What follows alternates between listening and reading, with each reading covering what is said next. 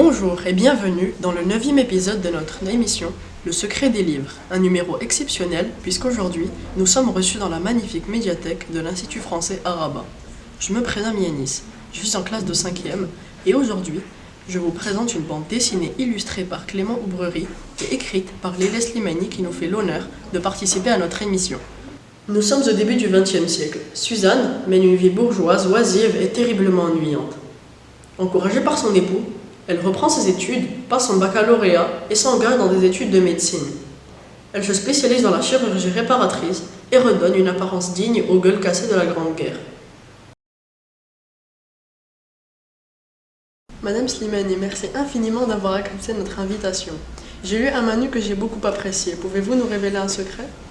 Lorsque Suzanne opère les gueules cassées ou d'autres patients, elle procède sans gants, à main nue, mais surtout l'intervention se fait en public.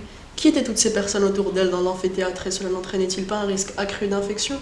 Oui, bien sûr, tu as tout à fait raison. À l'époque, malheureusement, les gens n'utilisaient pas encore de gants pour opérer. Alors, on se lavait les mains. Il y avait déjà des connaissances sur l'hygiène qui faisaient qu'on se désinfectait les mains. Mais les gens opéraient à main nue parce que les matériaux dont on disposait pour faire des gants ne permettaient pas des gestes très précis. Alors, tu imagines bien que quand on opère notamment le visage, ce sont des gestes d'une extrême précision. Suzanne Noël, elle avait des mains, comme on disait à cette époque, on disait qu'elle avait des mains en or. C'était une femme qui était vraiment capable de faire des gestes d'une précision, d'une minutie absolue. Et évidemment, donc elle travaillait, comme tu le remarques, sans gants. Tous les gens qui sont autour dans l'amphithéâtre, ce sont pour la plupart des étudiants, mais ce sont aussi parfois des journalistes qui viennent assister à ces événements, parce que les gueules cassées à cette époque, c'est une question sociale.